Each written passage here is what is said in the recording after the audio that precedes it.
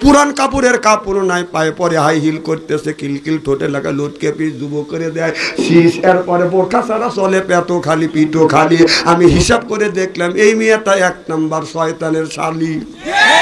জাতির যাইরেছে না কে কোন জাতির যাইরেছে না পরিচয় কথা বার্তায়, খাতাসের গায়ে আতর দিলে যায় গন্ধ কি কখন যায়, কুত্তার নিচে এতই বেকা তেল দিলে হবে না সোজা, সগুন কি আর হবে তাজা, মরা গুড়ই যতই খায় চিল্লে কম ঠিক কিনে মারু জালা লা ইলাহা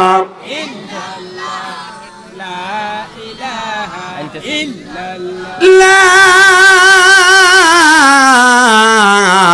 ইলাহা ইল্লাল্লাহু মুহাম্মাদুর রাসূলুল্লাহ সাল্লাল্লাহু আলাইহি ওয়াসাল্লাম। আমার ভাইরা আমার, আমি বলতেছিলাম ইয়া বানি আদম কদ আনজালনা আলাইকুম লিবাসা, তোমরা পর্দা করো, এ কথা কার? তাহলে পর্দার কথা আল্লাহ কোরআনের মধ্যে বাদান বলেছে। ও বাজান, তাহলে আমাদের পর্দা করতে হবে। দেখেন না বাদান, আমি যখন ছোট্ট ছিলাম, আমি একদিন বসে বসে চিন্তা করলাম একটা, তখন তো বাদান আজকে থেকে 25-30 বছর আগেকার ঘটনা। ওই বাদান ওই সময় মাসি ছিল বাদান, মশার অত্যাচার ছিল। আমি লক্ষ্য করে দেখলাম বাদান তখন তো এইরকম বাদান কয়লো ছিল না, এইরকম ফ্যানও ছিল না, কি কম ছিল, বিদ্যুৎ ছিল না। শহরে আসিল, আমাদের সময় পাইনি, এই ইদানিং পাইলেন। এখন দেখি যে গরু এত 1.5 ইঞ্চি নেজ দিয়ে, 1.5 ইঞ্চি নেজ আল্লাহ দিয়েছে গরুকে, এই গরু নেজ দিয়ে সুন্দর করে এরকম করে আপনার মশা মাছি তাড়াচ্ছে। আমি চিন্তা করলাম আর বললাম, আল্লাহ গরুকে তুমি এত ভালোবাসো, গরুকে মশা মাছি তাড়ানোর জন্য নেজ দিলে, আমাদের যদি নেজ দিতে তাহলে গরুর মতো নেজ দিয়ে এরকম করে মশা মাছি তাড়াইতাম। কথা বুঝতেছেন না? আবার আমি চিন্তা করলাম মশা মাছি তাড়ানোর উদ্দেশ্য যদি হয়তো তার জন্যই যদি নেজ দিত, নেজটা মিডল পয়েন্টে দিত, মিডল পয়েন্টে দিলে এইরকম করে খালি গুড় হইতো। কথা বোঝে না কেন? সাইটে দিলে কেন? এখন ছাগলের দিকে বাদান চা দেখে, ছাগলের হলো 4 ইঞ্চি নেজ, এই 4 ইঞ্চি নেজ দিয়ে ছাগল আপনার কিভাবে আপনার এইরকম করে মশা মাছি তাড়াইবে? তখন আমি কোরআনের দিকে লক্ষ্য করিলাম, ইয়া বানি আদম কদ আনজালনা আলাইকুম লিবাসা, সুবহানাল্লাহ। এখন কিতাব পড়ে দেখি না না, আল্লাহ এই জন্য ছাগলকে বাদান নেজ দেয় নাই, আপনার গরুকে এই জন্য বাদান নেজ দেয় নাই। যদি আপনার মশা মাছি তাড়ানোর জন্য যদি নেজ দিত, মিডল পয়েন্টে দিত, মশা মাছি তাড়ানোর জন্য বাদান নেজ দিত, ছাগলের 1.5 হাত নেজ দিত, কারণ 4 ইঞ্চি দিত না, কুকুরের 1.5 হাত নেজ। তারপরেও ইজ্জত ডাকে না, কুকুরে এইরকম করে গোঠা পিঠের সাথে বাজাইয়া রাস্তা দিয়ে হাইতে যায়, পাবলিক দেখ কে কোন জাতির যাইরেছে না কে কোন জাতির যাইরেছে না পরিচয় কথা বার্তায়, খাতাসের গায়ে আতর দিলে যায় গন্ধ কি কখন যায়, কুত্তার নিচে এতই বেকা তেল দিলে হবে না সোজা, সগুন কি আর হবে তাজা, মরা গুড়ই যতই খায় চিল্লে কম ঠিক কিনে।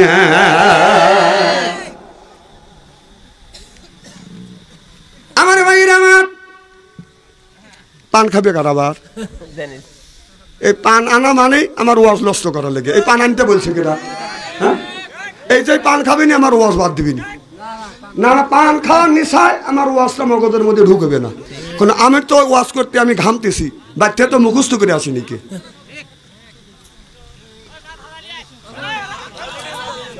পান হরালিয়ে ওখানে দে, আমি বুঝতেছি না, মানে ওনার কাছে পান জানে পান হরালিয়া কি জোরে বলতেছে।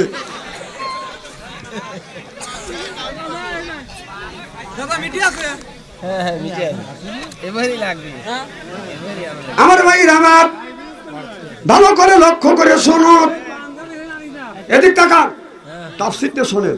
আমি চিন্তা করলাম আল্লাহ যদি তাই দিত, আপনার নেজটা যদি বাদাম নেজ দিয়ে যদি মশা মাছে তাড়াইতো, কিন্তু ছোট নেজ দিত না। আমি লক্ষ্য করে দেখলাম বকরি যখন প্রসাব করতে বসে নেজ দিয়ে সাপড় করে এরপরে আপনার জামিয়ে দিয়ে বসে। গরু যখন প্রসাব করে দেখা যায় গরুর মাজাটা নিচের দিকে দেয়। আর আমাদের দেশের মেয়েরা আছে শরীর যদি বাজার হয় হাই পায়, পুরান কাপড়ের কাপড় নাই পায়ে, পরে হাই হিল করতেছে, কিলকিল ঠোঁটে লাগা লটকে পিস যুবক করে দেয় শীষ। এরপরে বোরখা ছাড়া চলে, পেটও খালি পিঠও খালি। আমি হিসাব করে দেখলাম এই মেয়েটা 1 নাম্বার শয়তানের শালি। যুবকেরা দেয় হাতে তালি, চেনে না অলি গলি। এই যে যুবক, তোমরা যে প্রেম করো মেয়েদের সাথে, প্রেম করা তো হারাম, তারপরে যদি করো, মেয়েদের সাথে যে প্রেম করতেছ, এই মেয়েরা আপনার টাকার লোভী। তোমার সাথে স্মার্ট ছেলে যখন পাবে, টাকা পয়সাওয়ালা ছেলে যখন পাবে, তোমাকে থুয়ে, তোমাকে লাথি দিয়ে থুয়ে অন্য ছেলের হাত ধরে চলে যাবে। প্রেম করো বুঝে শুনে প্রেম করি। এরা প্রেম করতে করতে প্রেমের সেঞ্চুরি করছে, যুবকদের খালি ধোঁকা দিচ্ছে। না যুবক নেই লাফা উঠতেছে, তুমি এরকম তুমি বিয়ে করো নাই কে খাইছি? না না, শোনেন শোনেন বাবারা, তোমরা আমাদের ছেলেদের মতো, নাতিদের মতো, তোমাদের আগামী ভবিষ্যৎ ভালো। আমি তোমাদের পায়ের নিচে হাত থেকে অনুরোধ করে বলবো, মেয়েদের পিছনে কেন করবে? কারণ ওরা তোমাদের ছাকা দেওয়ার জন্য বসে আছে। ওরা যদি তোমার চাইতে ভালো স্মার্ট ছেলে পায়, টাকা পয়সা ছেলে পায়, তোমাকে ধোকা দিবে। ওদের সাথে তোমরা কেন প্রেম করতে দেবে? খবরদার। না না, তুমি যদি প্রেম করো, মেয়েটাকে যদি 6 তুমি তোমার ওর বাবার কাছে যাও, তুমি গসব পাঠাও, বিয়ের দাবি করো। কথা কও না কে? না যে দিবে না, ও ব্রাহ্মণ সাদের গায়ে হাত বাড়াও কে? না না, তুমি যদি কও যে স্বপ্নুর আমার বউ হবে, তোর বউ হবে স্বপ্নুর। ও আশা বাদ দেও, স্বপ্নে তো কোনোদিন আসবে না।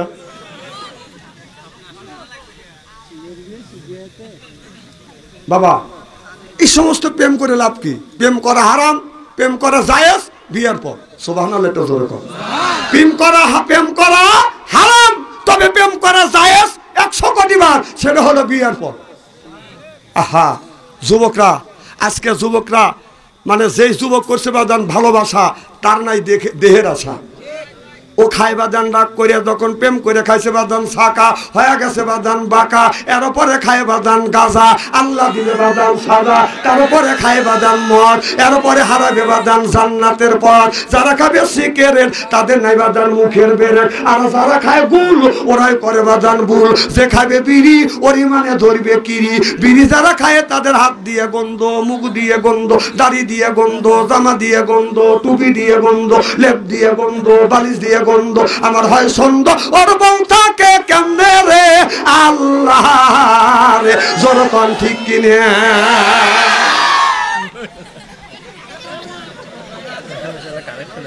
টাটকা বিড়ি খায়া বর মুখের সাথে যখন মুখ লাগায়, বউ খালি মুখ ঘুরায়। স্বামী কয় যে আমি তোমার মুখের কাছে মুখলে তুমি মুখ ঘুরাও। বউ কয় লজ্জাও করে, শরমও করে। এই মাত্র তুমি টাটকা বিড়ি খায়া আমার মুখের সাথে মুখ লাগাইছো, তোর পাশার সাইতে তোর মুখের। না না, বিড়ি খাওয়া, যারা বিড়ি খায় তারা ভাবতেছে যে বাচ্চন্তরি বিড়ির বিপক্ষে ফতুয়া দেবে। ননেবার আমি কেন বিড়ির বিপক্ষে ফতুয়া দেবো?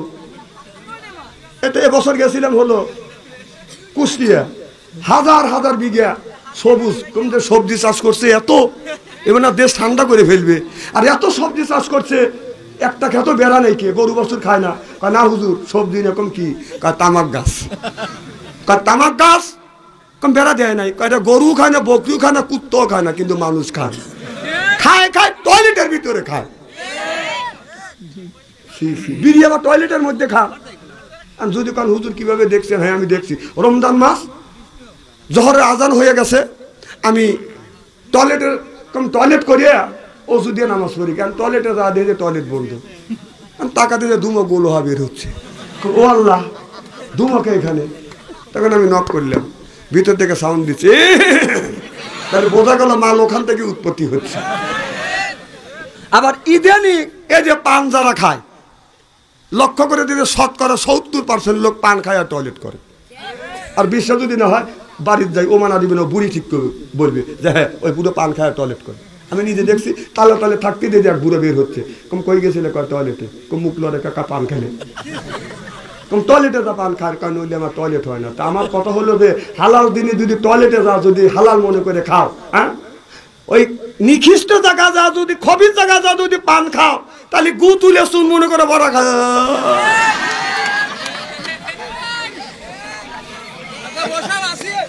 না না স্ত্রী হচ্ছে তো এগুলো বাদ দেন, বাদ দেন।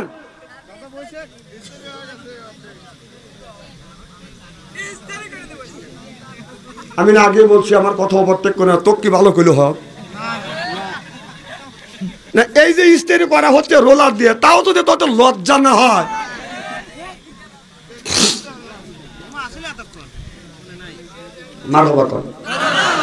আমার ভাইয়ের আমার, তাহলে আমি চিন্তা করতে লাগলাম কত আনজালনা আলাইকুম লিবাসা। এই গরু রাস্তার এই গরু যখন প্রসাব করে বাদান, তারপরে গরুটা বাদান এরকম করে বাদান নিচ দিকে পাছাটা দেয়। আর আমাদের দেশের মানুষেরা বাদান এতই নিচে নামে গেছে, এটা বাদান ভাষায় বর্ণনা করা যায় না। মেয়েরা বাদান হালকা কাপড় করতে পড়তে আরো হালকা পরে, আরো হালকা পড়তে পড়তে বাদান আরো হালকা পরে। যে খায় বাদান বিড়ি, সে বিড়ি খাওয়া বাদ দিয়ে বাদান সিগারেট খাইছে, অর্থাৎ টেটাস অবলম্বন করতেছে। যে খাইছে বাদান ডাবলি, সে খায় এখন বাদান গোল্লিপ। আর যে খাইছে গোল্লিপ, সে এখন খায় বাদান আপনার কি জানি কয় ব্যানসরে। যে খাইছে, যে খাইছে বিড়ি, সে খায় সিগারেট। যে সিগারেট খাইছে ডাবলি খাইছে, সে এখন গোল্লিপ খায়। যে গোল্লিপ খাইছে ছেড়ে দিয়ে বেনসন খায়, যে বেনসন খাইছে ছেড়ে দিয়ে গাঁজা খায়। যে গাঁজা খাইছে ছেড়ে দিয়ে বাদান মদ খায়। যে মদ খাইছে ছেড়ে দিয়ে বাদান এখন সে বাদান হিরোইন খায়। জোরকন ঠিক কিনে বাদান মানুষ কারো ধীরে ধীরে বাদান আপনার নেশার দিকে অগ্রসর হচ্ছে। আর মেয়েরা যত শিক্ষিত হচ্ছে ততই ব্লাউজের দুল বাদান উপরের দিকে উঠতেছে। আপনার পাতলা পড়তে পড়তে আরো পাতলা, আরো হালকা বাদান পড়তেছে। এই রকম করে গায়ে দেয়, ভিতরে যা গায়ে দেয় সব বাদান দূরফিন ছেড়া দেখা যায়। আল্লাহ বলে কত আনজালনা আলাইকুম লিবাসা। ও নারীরা, ও পুরুষেরা, ও নারীরা, ও আদম সন্তানেরা, তোমরা যখন আল্লাহ তোমাদের পাঠাইছে তোমরা লেবাস পরিধান করে চলবে। আজকে দেখেন বাড়ির মধ্যে রাস্তা দিয়ে যায় তো বাদান এইভাবে, বাড়ির মধ্যে মা আপনার ওড়না পরিয়া বাঁধা নিয়ম ছিল। কি খারাপ লাগতেছে? এই দেখেন আর একটা কথা শোনো, লিবাস বাড়ির মধ্যে বাড়ির মধ্যে ভাবি আছে, দেওর আছে, এরপরে যা আছে ননদ আছে, কথা কল। কিন্তু বাবির বয়স হলো বাদান 25 বছর, দেওরের বয়স হলো বাদান 20 বছর। বাবির বাদান ওন্নাটা পিছন দিকে দিয়ে এইরকম করে সামনের রাখা উচিত ছিল, কিন্তু তা না। বাড়ির মধ্যে বাবি বাদান ওন্নাটা পিছনে দেয়। এই মুরা হিমালয় পর্বত দেওর দেখতেছে কি? আল্লাহ বললেন কত আনজালনা আলাইকুম লিবাসা। এইগুলো তুমি কি করলে? বাড়ির মধ্যে মা সন্তান যদি বড় হয়, মা যখন সন্তান যখন উপযুক্ত হবে, বড় হবে, মা এমন পোশাক পরবে, এত সুন্দর একটা পোশাক বের হয়েছে, একা গায়ে দিলে আপনার এই কোমর পর্যন্ত সর্বশরীর ঢেকে থাকবে, এইগুলো আপনি ব্যবহার করবেন। তাহলে বাড়ির মধ্যে শ্বশুর বেটার বর মুখের দিকে চা থাকতে পারে না, বেটার বর এমন অর্ধ উলঙ্গ হয়ে থাকে। কথা কম ভাবি যদি বারবার যদি দেওয়ারের কাজ দিয়ে দিলে ওড়না সামনের ওড়না সামনে ওড়না যদি পিছনে দেয়, তাহলে বুঝতে হবে এই বাবির মতলব ভালো না, এই দেওয়ারের চরিত্র নষ্ট করবে। এখন তো ঠিক কবি। এই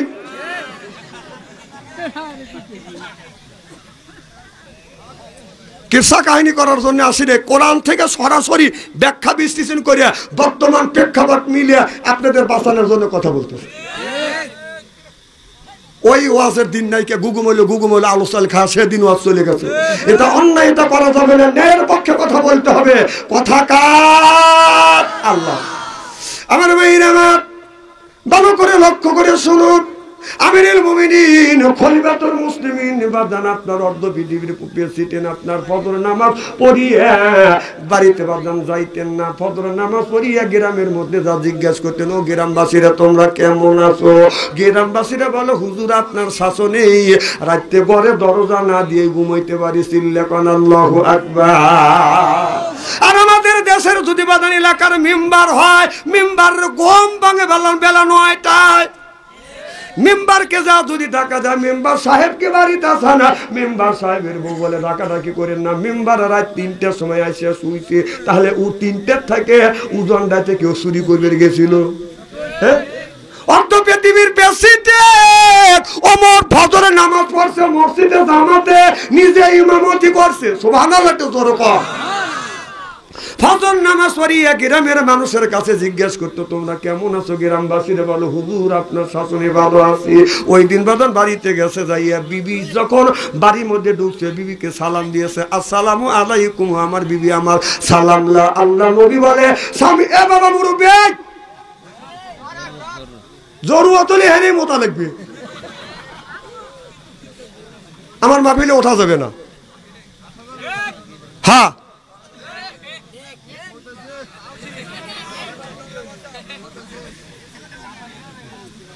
বাড়িতে আমার বিবিকে সালাম। আচ্ছা, এটা বলতেছে হুজুরকে পেশাব করে দেবে, দিবে না, আমি কি নিষেধ করছি নাকি? আচ্ছা, জীবনে তো অনেকদিন ওয়াজ শুনছেন না? কোনোদিন কি দেখছেন যে হুজুর আপনাদের বসা রেখে বলছে যে আমার পোশাকের চাপ দিচ্ছে, বসে থাকেন একটু পেশাব করিয়ে আসি? এটা করছে? আগে কাম সারিয়ে আসে। যদি বলে বিপদ আসতেই পারে, কতক্ষণ যদি বলে যে আমার টয়লেটের চাপ দিছে, বসে থাকেন, আর একজন বলবে যে পরের বাড়ি খাও, লুঙ্গি খুলে খাও। মানে সুযোগ পালে তো হুজুর কারো কমে সাইডে দেয় না, কতক্ষণ সুযোগ পাইছে আমাদেরকে বিগত সরকার দেখা দিছে। আবার আমাদের পাপি আফা, এই পাপি আফা বলছে হুজুররা ইমামতি করবে, নামাজ পড়বে, কারোর কাছে ভোট চাইতে পারবে না। অথচ বাংলাদেশে গণতন্ত্র দেশ, আপনার যাইলেও একটা ভোট চাইতে পারবে, নিকেরিও ভোট চাইতে পারবে, রিক্সাওয়ালা ভোট চাইতে পারবে, কুলি মজুরও ভোট চাইতে পারবে, মাঠে ঘাটে কাজ করে সেও ভোট চাইতে পারবে, এরপরে আপনার ব্যাংক চালাবে সেও ভোট চাইতে পারবে, কিন্তু আলেম ওলামা ভোট চাইতে পারবে না। এটা পাপি আফার ফতুয়া। খালি বিয়ে পড়াবো, তাহলে তোমার বিয়ে একবার তো পড়ানো হয়েছে, আমি কার বিয়ে পড়াবো? কথা একটু মাপ রেখে কয়। বেবাকের যদি গণতন্ত্র ভরসার ভোট দেওয়ার যদি অধিকার থাকে, আলেমদের অধিকার কেন থাকবে না? তুমি এই ফতোয়া দেওয়া কে?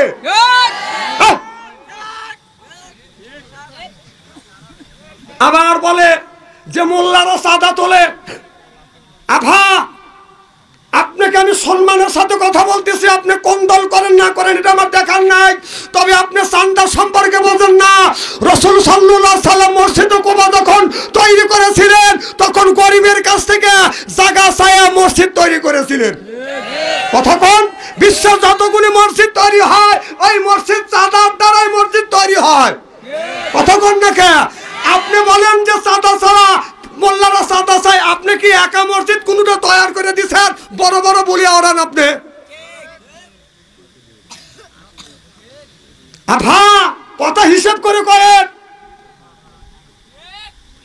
আজকে আমাদের মতো মোল্লা হারুন ভাইয়ের সাথে আপনার বিয়ে পড়া দিছে দেখে আপনি তার হালাল হয়েছেন, সে আপনার হালাল হয়েছে। আলেমের বিরুদ্ধে কথা বলেন না। আলেমের বিরুদ্ধে যারা কথা বলছে তারা দেশে থাকতে পারে নাই, তারা দিল্লি মামুর বাড়িতে বলাইছে। আর আপনিও যদি সেই কায়দা লড়াচড়া করেন, সেই কায়দা যদি বক্তৃতা দেন, সেই পথে যদি হাঁটেন, তাহলে আপনার দশাও তাই হবে। দেশে কোন মসজিদটা চাঁদা তুলে হয় না? কতক্ষণ না কেন? কোন মাদ্রাসা চাঁদা তুলে হয় না? আর আপনি ফতুয়া দিচ্ছেন চাঁদা তোলা, মোল্লারা চাঁদা তুলে খায়। আমরা চাঁদা তুলে খাই, মানুষের কাছে চায়া খাই। মানুষ বলে যে চায়া খাইলে পেটে আতে না, আর চুরি করলে দেখেন আপনি জানি আবার ধরা পড়েন না দুদুকের হাতে। কথা বলেন, মাপ রেখে কথা বলেন। আলেমের পিছনে লাগেন না, ভাগ্য কপাল পুড়িয়ে যাবে। কতক্ষণ এ আল্লাহ রসুল বলেছে, আমার আগে আমার এক মাওলানা ভাই ওয়াজ করছে, আল্লাহ রসুল বলেছে আল ওলামা ওয়ারাসাতুল আম্বিয়া, আলেমরা হলো নবীর ওয়ারিস, নবীর উত্তরাধিকারী। কারণ আলেমদেরকে গালি দিলে এই কথা রাসূল সাল্লাল্লাহু আলাইহি সাল্লাম পর্যন্ত টার্গেট হয়। তাহলে বেবাকের ভোটের চাওয়ার অধিকার আছে, ভোট দেওয়ার অধিকার আছে, আর মোল্লাগারে নাই। বাহ, খুব ফতুয়া দেওয়া শিখছেন আপনি। ফতুয়া বন্ধ করেন। আপনি ফতুয়া দেওয়ার কে? আপনি ফতুয়া দেওয়ার কে? আপনি রাজনীতি করবেন, রাজনীতি করেন, আপনার তো বাধা দেই না।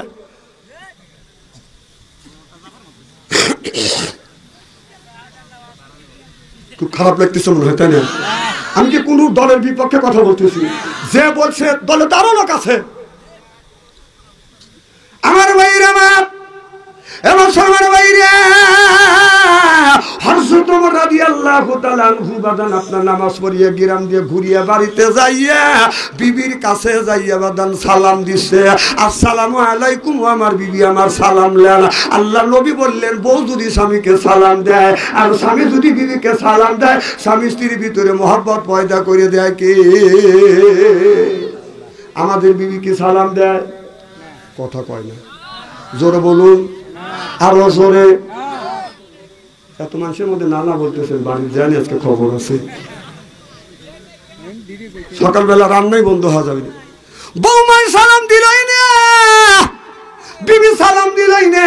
আমরা কি বাড়িতে বাদান বিবিকে সালাম দেই?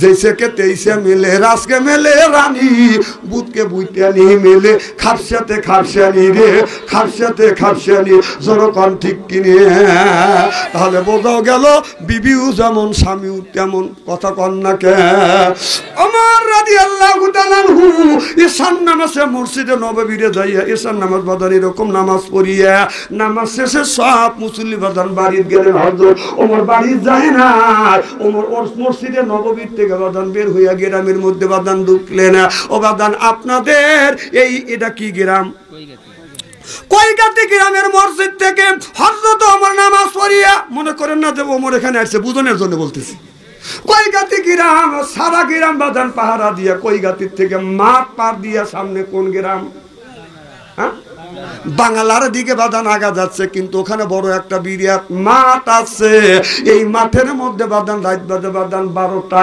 1টা হযরত ওমর মনে মনে আর লক্ষ্য করে দেখো হযরত ওমর লক্ষ্য করে দোষটা রাত একটা মহিলা রাস্তা দিয়ে বাদান টাস টাস করে বাদান হেঁটে যাচ্ছে হযরত ওমর অর্ধ পৃথিবীর প্রেসিডেন্ট মনে মনে চিন্তা করেন আল্লাহ আমার রাস্তায় একজন যুবতী মহিলা টাস টাস করে হেলে দুলে হেঁটে যাচ্ছে আল্লাহ আমার মনে হয় রাষ্ট্র শাসনের মধ্যে ত্রুটি রয়ে গেছে আল্লাহ রাষ্ট্র শাসনের মধ্যে যদি ত্রুটি থাকে কিয়ামতের ময়দানে তুমি আমাকে আসামি করো না এইবার ওমর হযরত ওমর এই কথা মনে মনে চিন্তা করে মিয়াটার দিকে যখন আগা গেছে এই মিয়াটা হযরত ওমরকে দেখছে এইটা যে মদিনার প্রেসিডেন্ট হযরত ওমর মিয়াটা জানে না চেনেও না ওমর মিয়াটা মনে মনে চিন্তা করতেছে আল্লাহ হযরত ওমরের রাষ্ট্র শাসনে আমি স্বাধীনভাবে রাস্তা দিয়ে হাঁটে যাই কোন পুরুষের সামনে আমি রাখতে পারি না আল্লাহ আজকে একটা যুবকের সামনে পড়ে গেছি এই যুবকটা হয়তো আমার ইজ্জত নষ্ট করতে পারে আমার হাতে স্বর্ণের চুড়ি আছে ছিনতাই করে নেবে গলার মালা আছে ছিনতাই করে নেবে এরপরে কানে দুল আছে ছিনতাই করে নেবে তাতে দুঃখ নেই যদি আমার চরিত্র নষ্ট করে তাহলে আর জীবনে চরিত্র নামে সার্টিফিকেট কোনোদিন ফিরে পাবো না আমার ভাইরা আমার একজন মহিলা সবচাইতে একটা মহিলার জীবনে নারীর জীবনে সবচাইতে বড় সম্পদ হলো চরিত্র সম্পদ একটা পুরুষের জীবনে সবচাইতে বড় সম্পদ হলো বাদাম চরিত্র সম্পদ টাকা হারা গেলে তাকে পাওয়া যায় দলিল হারা গেলে দলিল পাওয়া যাবে সার্টিফিকেট হারা গেলে বাদাম সার্টিফিকেট পাওয়া যাবে তবে চরিত্র নামে সার্টিফিকেট কোনো যুবতী কোনো যুবক যদি একটিবারের মতো যদি হারিয়ে ফেলে জীবন ভরা কান দেখাইতেও চরিত্র নামে সার্টিফিকেট ফেরত পাবে না চিল্লা পান ঠিক কিনে মেয়েটা মনে মনে ভাবছে আল্লাহ এই যুবকটা যদি আমার গহনা চিন্তাই করে নিয়ে যায় তাতে আমার কোনো দুঃখ নাই আল্লাহ আমার চরিত্র নামে সার্টিফিকেট দেন আমি হেফাজতে রাখতে পারি আল্লাহ তওবা করলে আমার জীবনে রাখতে একা একা এরকম করে যাব না যুবকের হাত থেকে বাঁচাও এই বলে মেয়েটা জোরে জোরে হারছে হযরত ওমর জ্ঞানী মানুষ মনে মনে চিন্তা করতেছে মেয়েটা তো মনে হয় আমাকে দেখে ভয় পাচ্ছে পিছন থেকে ডাক দিছে ও গো মা যখন মা বলে ডাক দিছে গাড়ি যেমন হাত ব্রেক করে বাদান ধুলো ওরে কথা বুঝতেছে না মেয়েটা হাত ব্রেকের মতো দাঁড়িয়ে গেছে মনে মনে চিন্তা করতেছে যে যুবক আমাকে মা বলে ডাক দিছে আমার স্বর্ণ গহনা সব চিন্তাই করে নিজে নিয়ে যাবে তাতে দুঃখ নাই আমার বিশ্বাস যে মা বলে ডাক দিছে অন্তত আমার ইজ্জতের দিকে আক্রমণ করিবে না চিল্লা চিল্লা কান আল্লাহু আকবার মিয়াটার এই বিশ্বাস এসে গেছে আমার চরিত্র নষ্ট হবে না সুবহানাল্লাহ একটু জোরে কর মিয়াটা দাঁড়া গেলেন আমার যে মেয়েটার সামনে সালাম দিলেন, আসসালামু আলাইকুম। ওগো মা, গভীর রাত, তুমি কই যাও? মেয়েটা কে যখন সালাম দিছে, মেয়েটা মনে মনে চিন্তা করছে, আমার আরো বিশ্বাস যে এই যুবকটা আমাকে সালাম দিল, আমার গহনা চুরি করিবে না। সুবহানাল্লাহ, একটু জোরে বল। যখন প্রথম মা বলে ডাক দিছে, বিশ্বাস হয়েছে চরিত্র নষ্ট হবে না। যা যখন সালাম দিছে তখন বোঝা গেল আমার গহনা আর চিন্তাই হবে না। এবার বলে, হুজুর আপনাকে চিনি না, জানি না কি পরিচয়। পরিচয় জানে আমার দরকার নাই, তবে পরিচয় আমার একটা, আমি মুসলমান, মুসলমানের মিয়া। আমি ওমরের রাষ্ট্র শাসনে স্বাধীনভাবে রাস্তা দিয়ে যাতায়াত করি, এই জন্যই একা একা যাচ্ছি, কোনো যুবকের সামনে আমি পড়ি না। ওমর বলে, মা বলা যায় না মা, বিপদ তো কাউরে বললে আসে না। ও মা চলো, তোমার বাড়ি কত দূর? মেয়েটা বলো, হুজুর আমার বাড়িতে 3 কিলোমিটার দূরে। হযরত ওমর বলে, মা চলো, তোমাকে আমি বাড়ি পর্যন্ত আগা দিয়ে আসি। মেয়েটা যখন আগে আগে যাইতে চায়, হযরত ওমর বলে, মা তুমি পিছনে আসো। এবার মেয়েটা বাদান পিছনে গেলেন আর বললেন, মা আমি তো রাস্তা চিনি না, ডাইনে যাইতে বললে আমি ডাইনে যাব, বামে যাইতে বলে বামে যাব, সোজা যাইতে বলে সোজা যাব। কারণ হযরত ওমর মনে মনে চিন্তা করছে, ওমি মহিলা যদি সামনে দিয়ে হাঁটে যায়, আমার নজর তার কোমর ও পিছনে বাদান লাগতে পারে, কারণ আমার চোখ তো ধরে রাখা যাবে না, কারণ নজর লাগবে, নজর লাগবে। হয়তো মন এদিক সেদিক হইতেও পারে, এটা আমাদের বুঝনের জন্য। ওমরের মন এদিক সেদিক যাবে না, কারণ শয়তান তাকে ধোঁকা দিবে কেমনে। ওমর যে রাস্তা দিয়ে হেঁটে গেছে 40 দিন পর্যন্ত, শয়তান জানে। সুবহানাল্লাহ। কিন্তু এগুনি একটা দৃষ্টান্ত করে গেছে, মা তুমি পিছনে থাকো, আমি আগে যাই। তাহলে আমরা বউ নিয়ে যখন উল্লোপাড়া বাজারে যাব, আমাদের বউ সামনে থাকবে না পিছনে থাকবে? যখন ও বাচ্চাদের ওয়াজ শুনছে, কি চালাক। হ্যাঁ, খবরদার, বউ যখন শ্বশুর বাড়ি নিয়ে যাবে অথবা মার্কেটে যাবেন, আপনার বউ থাকবে সামনে আর আপনার থাকবেন পিছনে। কথাকে মনে থাকবে, কারণ আপনার জিনিস আপনি দেখবেন, কারণ পিছন থেকে আরেকজন আপনার নজর ভেদ করিয়া ও খারাপ সাউন্ড দিতে পারবে। আর পিছনে যদি বউ থাকে, আপনি যদি সামনে থাকেন, পিছন থেকে মশামাছি থাকতেই পারে।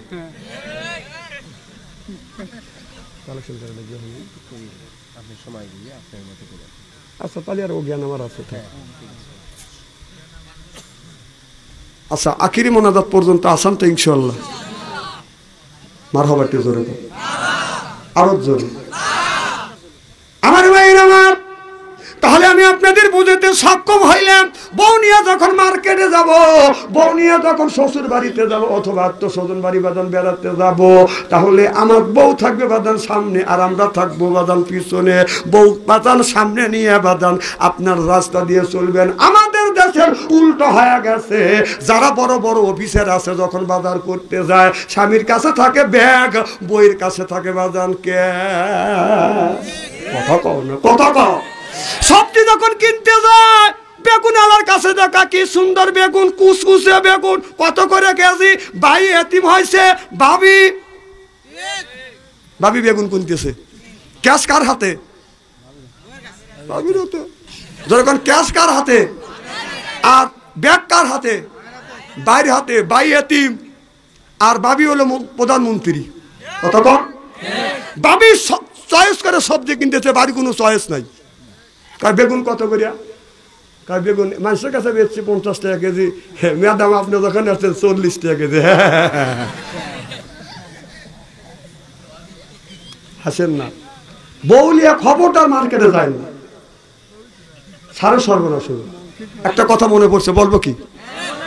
রমজান মাসে এই বছরই হয়েছে ঘটনা। আমি কাপড় হাটে বসে রয়েছি, কাপড়ের দাম 550 টাকা, 550 টাকা, 100 টাকা, 500। একজন বউ সাজালিয়া গেছে, হে বউ এমন সাজালিয়া সাজাইছে, আমি নিচ পারলে তাকাবো কি উপর পারলে তাকাবো? আমি ইন্নে নিলে